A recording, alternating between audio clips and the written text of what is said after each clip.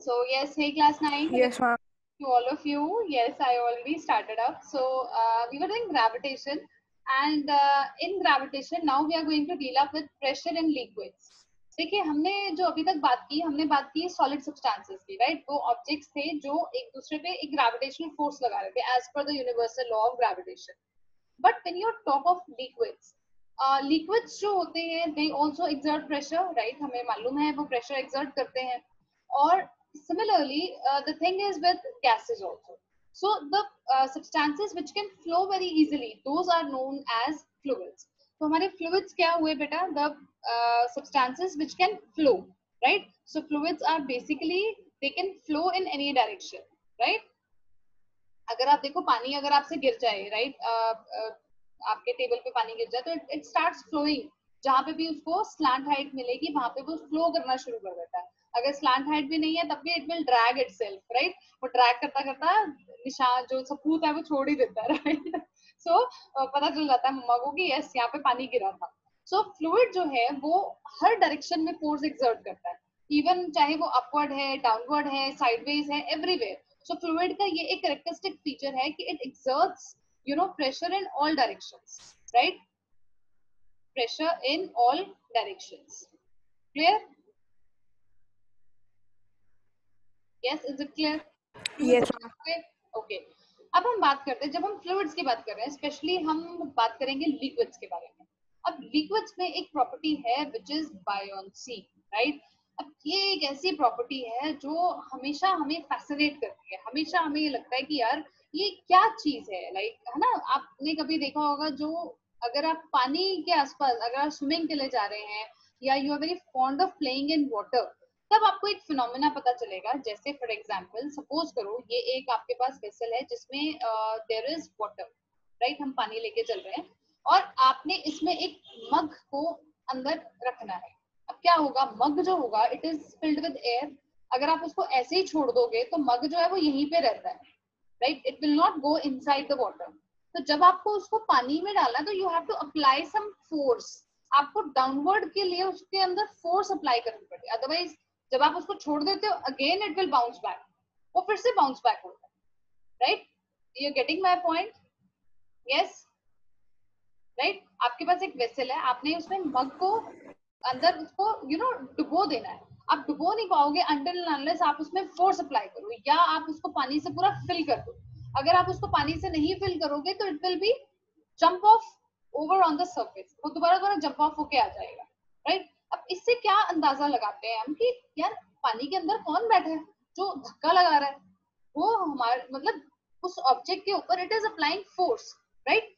अब सपोज करो ये एक ऑब्जेक्ट है, आप इस ये कॉर्क का पीस है, राइट? आप इसको अगर पानी के सरफेस पे फेंक दे तो it will not get sink, ये नीचे नहीं जाएगा, it will not go inside, immerse नहीं होगा, it will be there on the surface.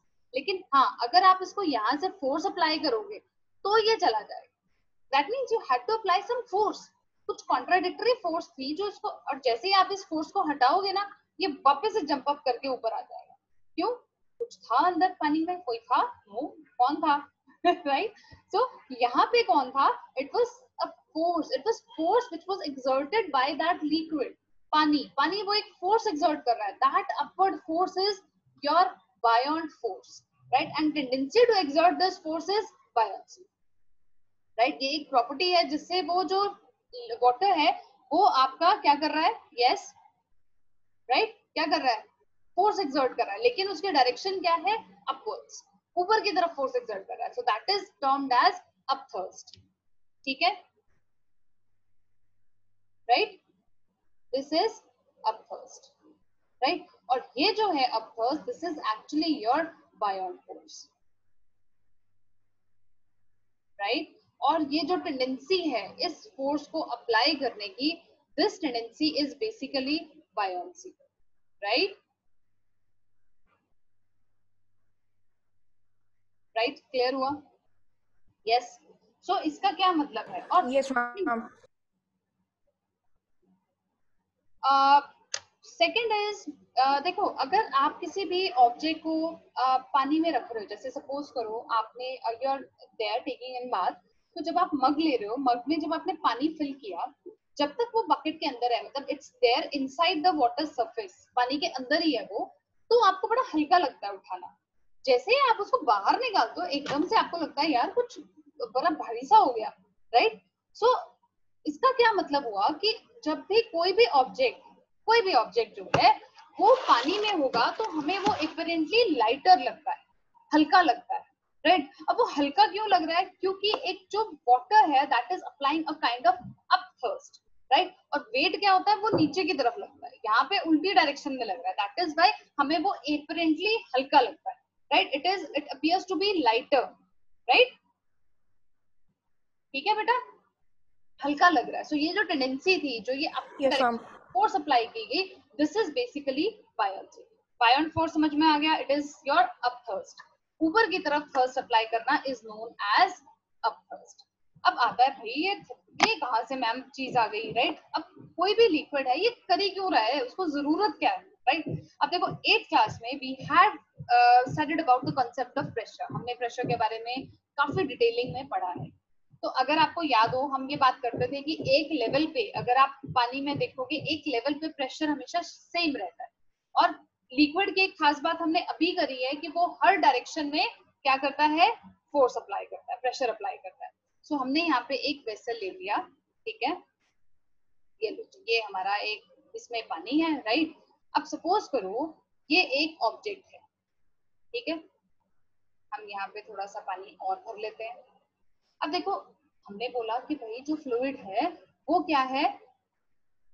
Yes, it is applying pressure in all directions, वो हर तरफ से प्रेशर अप्लाई कर रहा है, ठीक है, हर तरफ से प्रेशर अप्लाई कर रहा है। तो क्या होगा?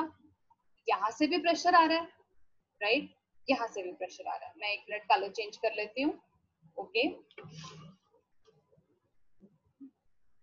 ठीक है बेटा। देखो यहाँ से भी प्रेशर आ रहा है, सिमिलरली इधर से भी आ रहा है, इधर से भी आ रहा है। अब दो डायरेक्शंस और बच गई, एक आपकी है अपवर्ड डायरेक्शन में और एक है आपका डाउनवर्ड डायरेक्शन। अब हमें ये भी मालूम है कि अगर आप लिक्विड्स की बात करते हो, वो प्रेशर जो है it is directly proportional to the depth, जितना height of the water column है उसके ऊपर डिपेंड करता है। अब आप राइट और लेफ्ट को देखो तो ये एक कॉन्सेप्ट बन जाता है बैलेंस फोर्सेस का। हम ये मान लेते हैं कि भाई ये जो है बैलेंस फोर्सेस है, एक दूसरे को कैंसल आउट कर रहे हैं। लेकिन जब आप डाउनवर्ड और अपवर्ड की देख रहे हो, अब इस केस में अगर आप ये टॉप सरफेस देख रहे हो, टॉप सरफेस, यहाँ पे हाइट क्या है बेटा? सिर्फ इतनी, मान लेते हैं h1 है, ठीक है। अब डाउन सरफेस पे कितनी होगी हाइट? ये रही h2। अब नेचुरल सी बात है, h2 जो है it is much greater than h1, clear. तो इसका मतलब जो फोर्स इस पे लग रही है वो बहुत ज्यादा लग रही है। अब यहाँ पे फोर्स अप्लाइड बहुत ज्यादा है, क्लियर है मेरी बात। अब फोर्स अप्लाइड ज्यादा है इसीलिए वो अपवर्ड थर्स्ट लगती है, क्योंकि ऊपर वाली जो फोर्स है वो उसको कम्बैक्ट नहीं कर पा रही है, वो उसको काउंटरएक्ट नहीं कर रही। That is the reason for this force to exist, right. हमें मालूम है कि फ्लूइड्स जो है वो हर डायरेक्शन में फोर्स अप्लाई कर रहे हैं। अब राइट और लेफ्ट ने तो काउंटर बैलेंस कर लिया, but what about up and down? उन्होंने नहीं किया, क्योंकि हमारा जो प्रेशर है that is directly proportional to the depth. वो फोर्सेस जो हैं, क्योंकि प्रेशर क्या है? Basically force per unit area, तो फोर्स भी डायरेक्टली प्रोपोर्शनल टू डेप्थ हो गया। तो जितनी ज्यादा डेप्थ होगी उतना ज्यादा प्रेशर अप्लाइड होगा। तो आप टॉप सरफेस और लोअर मोस्ट सरफेस पे देखोगे तो टॉप सरफेस पे आपकी हाइट जो है, जो डेप्थ है वो कम है as compare to the lower surface. I hope ये क्लियर हो गया आपको point.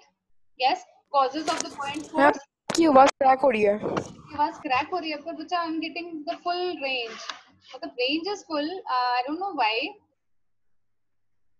I can stop for a bit. देखो बेटा, मैंने आपको ये बताया कि जैसे जैसे हाइट बढ़ रही है ना, आपका जो ऑब्जेक्ट है उसके ऊपर प्रेशर जो है वो काफी ज्यादा लग रहा होता है। दैट मीन्स जो बायोंट फोर्स है वो काफी ज्यादा लग रही है। अब अगर मैं ये देखती हूँ कि भाई ये जो बायोंट फोर्सेस हैं ये अपना इफेक्ट जो दिखा रही हैं, वो सबसे मैक्सिमम इफेक्ट कब होता है? मतलब एक तो चीज ये हो गई कि under the effect of this buoyancy हमें वो ऑब्जेक्ट जो है थोड़ा हल्का हल्का लगता है, राइट। हमें हल्का लगता है क्योंकि वेट को उसने थोड़ा सा काउंटर बैलेंस कर लिया, तो हमें वो हल्का लग रहा है ऑब्जेक्ट। अब देखो मैक्सिमम इसमें जो वो एपरेंट हमें वेट लग रहा है, एक्चुअली एपरेंट का मतलब क्या होता है? नकली मकली, राइट, जो हमें सिर्फ दिख रहा है, ओके। तो वो जो है एपरेंट जो लॉस हुआ वेट में, एक्चुअल लॉस नहीं है, सिर्फ हमें लग रहा है कि हाँ हल्का हो गया, हुआ नहीं है, राइट। ये एक इस फंडे को ना यूज किया जाता है बेटा, इस फंडामेंटल को यूज करते हैं इन वाटर एक्सरसाइजेस, राइट। वहां पे आप जाते हो, you can do water yoga, you can do stretchings, वहां पे आपको बहुत हेवीनेस फील नहीं होती बिकॉज ऑफ दिस बायोन्सी, आप बड़े आराम से कर पाते because your muscles don't feel that heavy, okay. अब देखो इसमें क्या रहता है, अगर आप किसी ऑब्जेक्ट को धीरे धीरे बॉटम में डालोगे तो what happens is buoyant force जो है अपना इफेक्ट दिखाती है, naturally there will be apparent loss in weight. वो एपरेंट लॉस ऑफ वेट कब होता है, मैक्सिमम कब होगा, जब वो object is fully immersed in water, मतलब जब वो वाटर सॉरी वो जो ऑब्जेक्ट है जब उस लिक्विड में, वाटर तो मैं एग्जांपल ले रही हूँ, लिक्विड में फुली इमर्स हो गया, मतलब अच्छी तरह से डूब गया है, पूरी तरह से कोई भी सरफेस उसका बाहर नहीं है, जब वो पूरी तरह से उसमें इमर्स हो गया है तब उसमें मैक्सिमम बायोन्ट फोर्स एक्ट कर रही है and that would lead to maximum apparent loss of weight. ठीक है, तो कंडीशन क्या हुई, कंडीशन है हमारी फुली इमर्शन इन लिक्विड, ठीक है। जब ये फुली इमर्शन होगा so that will lead to yes maximum apparent loss in weight, ठीक है जी। तो मैक्सिमम लॉस होगा उस टाइम पे, राइट, apparent लॉस, और ये क्यों हो रहा है, because of the maximum buoyant force,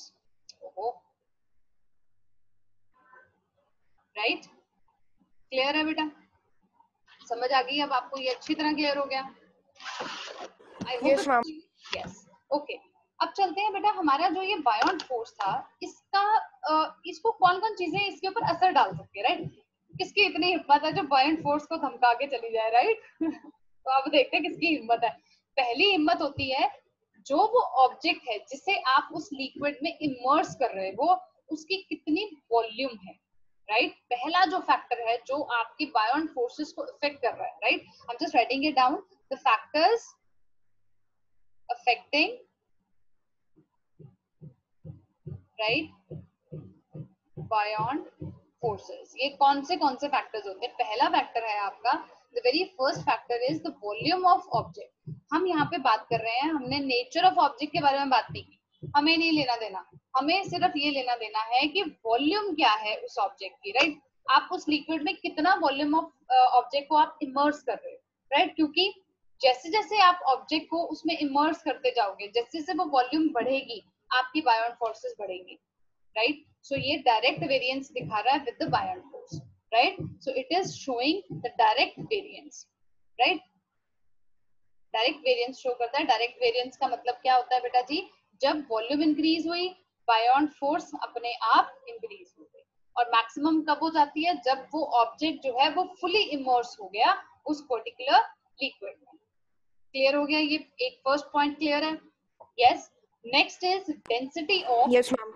अब आता है डेंसिटी ऑफ लिक्विड का क्या फर्क पड़ता है। पहली जो फैक्टर था वो तो हुआ जो ऑब्जेक्ट था, ठीक है। सेकंड फैक्टर है उस लिक्विड की डेंसिटी का। डेंसिटी का क्या मतलब होता है, यस हु नोज, यस आशी, do you know what is density. जैसे कि फॉर एग्जांपल आप चटनी ले रहे हो जो समोसे के साथ होती है, या केचप ले रहे हो, तो out of these two which one is dense, एक तो हो गया समोसा चटनी और एक हुआ ketchup. Ketchup is more denser, right, वो गाढ़ी ही निकलती है, राइट।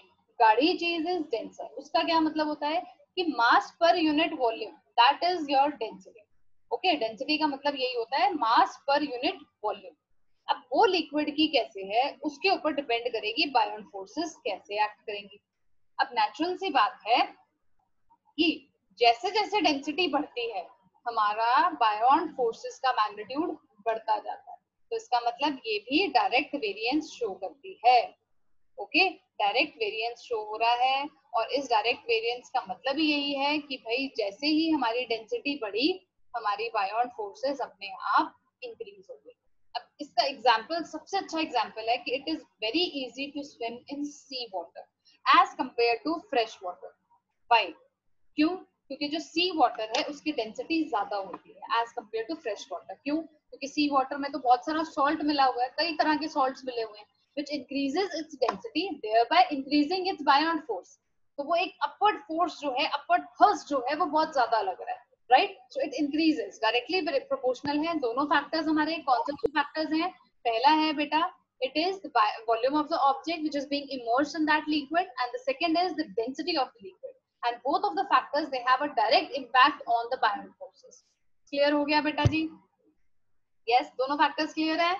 Yes, हाँ जी क्लियर है? Yes ma'am. कितने चले गए सारे के सारे? चलो जी, अब हम देखते हैं हमारा एक बड़ा ही इम्पोर्टेंट फंडामेंटल है फिजिक्स का, which is your Archimedes principal. Yes, Archimedes था, बंदा बड़ा सही था, उसने बड़ी अच्छी चीज ढूंढ के निकाली, although it is very common sense, लेकिन उस टाइम पे अगर आप सोचो जब ये फंडामेंटल डिस्कवर हुआ था, उस टाइम पे ये चीज सोची नहीं जा सकती थी, it was unimaginable, right?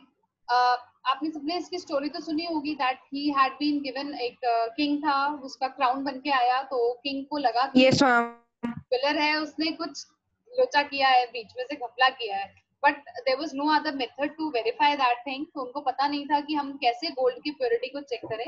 Ma'am so वे पानी में डाला था। यस, उसने पानी में डाला था। सो व्हाट हैपेंस इज, हमें ये मालूम है कि जब भी आप किसी ऑब्जेक्ट को एक लिक्विड में जब आप उसको इमर्स कर रहे हो, तो नेचुरल सी बात है वो कुछ पानी को डिस्प्लेस तो करेगा ना अपने लिए जगह बनाने के लिए। आप ये देखो, एक बकेट फुल है, आप उसमें यू आर पुटिंग इन अ मग, तो आपको जब आप उसको प्रेशर के साथ, फोर्स के साथ उसको अप्लाई कर रहे हो, आप उसको इमर्स कर देते हो, तो काफी सारा पानी बाहर गिर जाता है।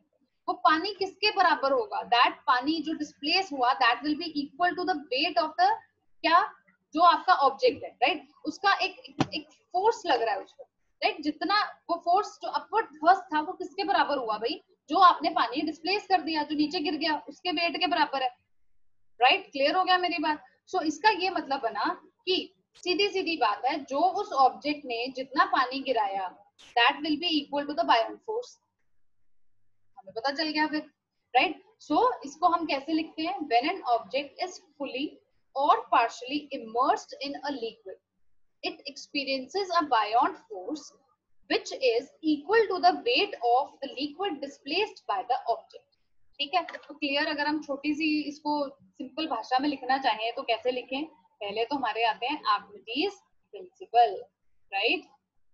अरे भाई क्यों मेरे स्पेलिंग्स की धज्जियां उड़ा रहे हो, राइट? मेरा पेन जो है ना कभी कभी कहता है मैंने नहीं चलना, राइट? राइट? आर्किमिडीज प्रिंसिपल की इंपॉर्टेंट है क्योंकि इसने हमें काफी सारी चीजें बताई। मतलब आप ये देखो कि कितना अच्छा अंदाजा लगा, और ये अंदाजा अभी तक it is very much correct, right? तो इसका क्या मतलब है? जो बायोन फोर्स है आपकी, buoyant force which is acting on an object, या हम कह सकते हैं अपवर्स जो है, that will be equal to, yes, weight of the liquid. ठीक है? जो लिक्विड आप डिस्प्लेस कर रहा है हमारा object, weight of liquid which is displaced by that object. Clear होगी मेरी बात? यस, आई होप ये प्रिंसिपल क्लियर हो गया आपको। आशी यस मैम। क्लियर हो गया ना? So yes ma'am. जी बेटा, इसमें जो आर्किमिडीज प्रिंसिपल है ना बेटा, ये हम लिक्विड्स और गैसेस दोनों में अप्लाई करते हैं। ओके, ये हम दोनों में ही अप्लाई करते हैं, चाहे वो लिक्विड्स हो चाहे वो आपके गैसेस होते हैं। अब देखो, एक सिंपल सी चीज है, जो आर्किमिडीज ने हमें प्रिंसिपल दिया, उसके काफी सारे यूजेस भी हैं, एप्लीकेशंस भी हैं। जैसे कि आप देखो, इसका हम एक रिलेटिव डेंसिटी का कॉन्सेप्ट आया। रिलेटिव डेंसिटी होता है क्योंकि हमें वाटर की डेंसिटी नोन है, तो हम उसके साथ में कंपैरिजन में बाकी सब्सटेंसेस की डेंसिटी कैलकुलेट कर लेते हैं, that is called as relative density. तो वो निकालना आसान हो गया, वो हमें कैलकुलेट करना इजी हो गया because of this principle. Then आप देखो कि जो हाइड्रोमीटर्स होते हैं वो आपको ये जज करते हैं कि किसी एक पर्टिकुलर लिक्विड की डेंसिटी कैसी है, तो वो that is based on this Archimedes principle. Then milk की डेंसिटी को प्रूव करने के लिए कि मिल्क कैसा है, कितनी उसमें मिलावट है, that is done by lactometers, right? Then आप शिप्स को डिजाइन कर सकते हो, देन सबमरीन्स को डिजाइन करते हैं, वो सब आता है आपके आर्किमिडीज प्रिंसिपल में। तो इसके एप्लीकेशंस क्या क्या हैं बेटा? एप्लीकेशंस हैं आपके, यस बेटा बोलो, रिपीट करो जो जो याद है। पहला, रिलेटिव डेंसिटीज। हम शिप्स को डिजाइन करने के लिए।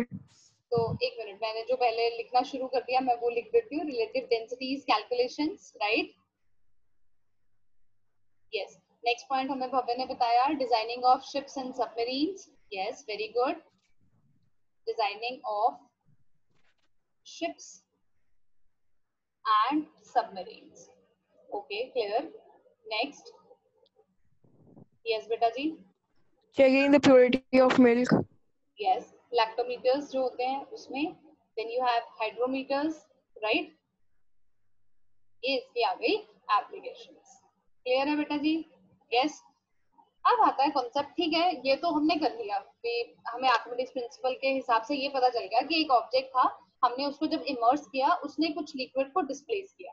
लेकिन it's a very common thing. आप अगर देखो एक बड़ी एक कॉमन ऑब्जर्वेशन है आपके आसपास जब आप देखते हो कि व्हेनेवर कुछ ऐसे ऑब्जेक्ट्स होते हैं जो पानी में फ्लोट करते हैं, कुछ ऐसे होते हैं जो बिल्कुल सिंक कर जाते हैं, कुछ ऐसे होते हैं जो फ्लोट करते हैं लेकिन थोड़े से इमर्स होके फ्लोट करते हैं, राइट? अब जैसे कि फॉर एग्जांपल आपके पास हम एक आयरन नेल है. आयरन नेल को अगर आप पानी में डालते हो it will sink, right? Cotton लेते हो, कॉटन नहीं सिंक करेगी. स्पंज लेते हो, वो ऊपर ऊपर तैरेगा. सो व्हाट हैपेंस, मतलब ऐसा क्या हो रहा है, ऐसा आयरन नेल के पास क्या है कि वो नीचे सिंक कर गया, या ऐसा स्पंज के पास क्या नहीं है कि भाई वो सिंक नहीं करा, वो फ्लोट करने लग गया, या फिर vice versa question, right? Yes, बताओ. डेंसिटी का फर्क है उनमें. डेंसिटी का फर्क. ओके, देखो ये है हमारा वाटर. हमने एक ऑब्जेक्ट लिया. एक, अब मैंने आपको कहा, हम पहले पढ़ चुके हैं, किसी भी ऑब्जेक्ट का जो वेट होता है that is acting downwards. Clear हो गया? इसको हम नाम दे देते हैं फोर्स ए. क्लियर बेटा? नेक्स्ट फोर्स मैंने आपको बताया वो लग गई है जब आपका यस लिक्विड लगा रहा है, and that is buoyant force. Yes, that is upthrust which is F B. अब बेटा तीन केसेस अराइज होंगे. अब तीन केसेस कैसे अराइज होंगे? अब तीन केसेस में फर्स्ट केस हमारा बनता है अगर मेरा एफ बी जो है that is greater than F A. ठीक है. सेकेंड केस बनेगा F A is greater than F B. ठीक है. या हम कह देते हैं कि ये दोनों जो हैं वो बराबर है.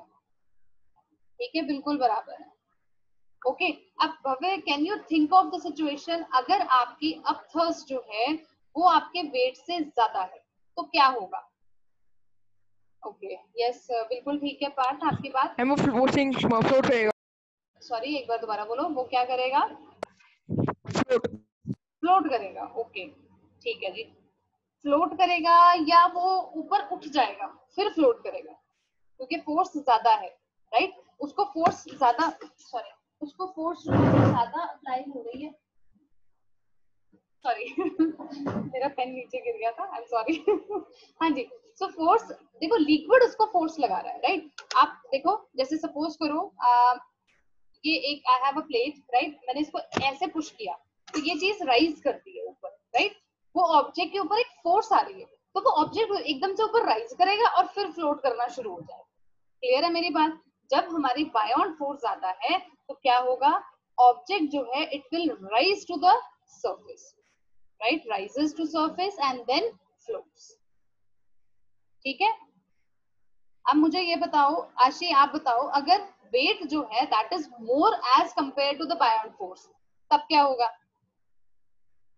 Then what will happen? Yes, अगर वेट ज्यादा है तो वेट ज्यादा होगा तो क्या हुआ? वो नीचे की तरफ आएगा and it will yes sink. Upward को चल जाएगा. यस, वो सिंक हो जाएगा, नीचे डूब जाएगा बेचारा, राइट?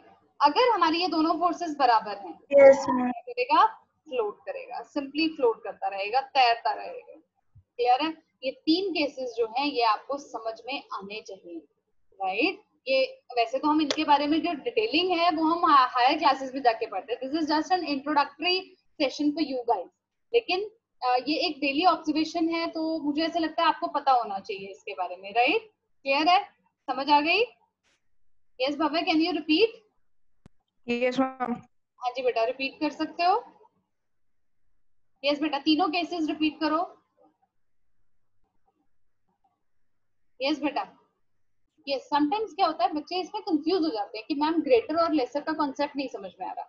आप देखो, जब हम 8th में फोर्सेस का कॉन्सेप्ट करते हैं देन वी नो कि there are more than one force is acting. तो हम क्या करते हैं, अगर वो ऑपोजिट डायरेक्शन में है तो उनको माइनस कर देते हैं, अगर वो सेम डायरेक्शन में है तो ऐड ऑन कर देते हैं। अब आप ये देखो, अब ग्रेटर और लेसर मतलब ये तो दोनों केस में आपके ऑपोजिट डायरेक्शन में ही है ना। अगर मेरा F A is greater than F B तो ऑब्वियसली एफ ए जो है उसकी डायरेक्शन में काम होगा, है ना, हमें मालूम है डायरेक्शन उसी की चलेगी जो ज्यादा बड़ा होगा।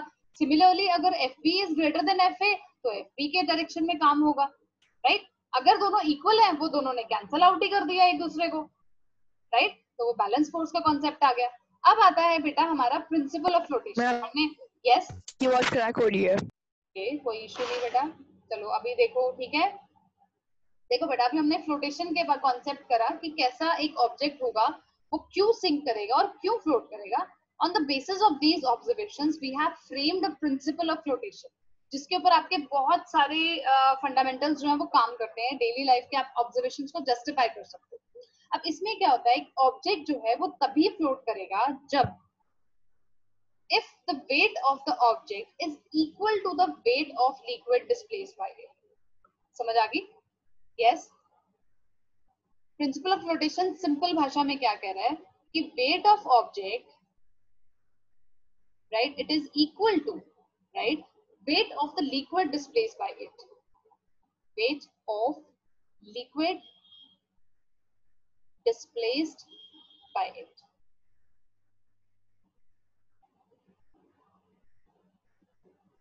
ठीक है, मतलब क्या हुआ कि भाई वो फ्लोट कब करेगा, नेचुरल सी बात है, उसने फ्लोट कब करना है। हमारे पास दो केसेस हैं, एक सेकेंड, दो केसेस हमारे पास आए जब वो फ्लोट कर रहा है। क्या थे वो केसेस? पहला केस था जब बायोन फोर्स ज्यादा था, ठीक है। दूसरे केस में जब दोनों बराबर थे। क्लियर है? अब देखो नेचुरल सी बात है, जब वो बराबर वाली चीज है तो नेचुरली आप उसमें कुछ ना कुछ फोर्स अप्लाई करोगे, फोर्स अप्लाई करोगे तो कुछ ना कुछ डिस्प्लेसमेंट होगी। तो वो जो डिस्प्लेसमेंट हुई लिक्विड की, that should be equal to the weight of that object. Clear होगी मेरी बात? अब देखो, अब एक बोट है, बोट कैसे फ्लोट करती है पानी में? देखो हमने क्या किया, ये एक बोट बना लेते हैं, this one is your boat, right. चलो थोड़ी ऐसी सी बोट है, कोई बात नहीं, चला लेना काम, राइट। ये पानी में चल रही है, ठीक। अब आपको मैंने कहा है कि इसका जो वेट है वो डाउनवर्ड्स एक्ट करता है, राइट, ये हो गया फोर्स। इसी तरह से बायोन फोर्स है वो भी यहीं पे एक्ट करेगी because it is upward direction. अब क्या हो रहा है, नेचुरल सी बात है, आपने देखा होगा जो बोट है वो थोड़ी सी पानी में होती है, पानी में होती है ना थोड़ी सी, तो वो जो लिक्विड डिस्प्लेस करेगी वो किसके इक्वल होना चाहिए? जितना इसने ये पानी जो है ये डिस्प्लेस किया, that should be equal to weight of this boat, तभी वो फ्लोट करेगी, तभी बायोन फोर्स बराबर बनी ना, राइट। क्लियर है?